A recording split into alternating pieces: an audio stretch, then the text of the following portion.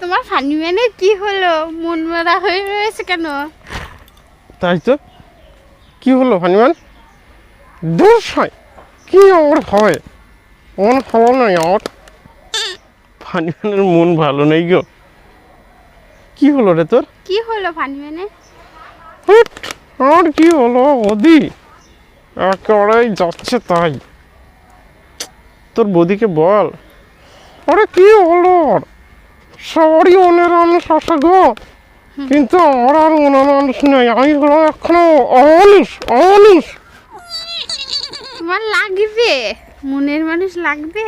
হ্যাঁ, লাগে বৌদি, লাগে। ঠিক আছে, আমি দেখি একটা ব্যবস্থা করে দেবো।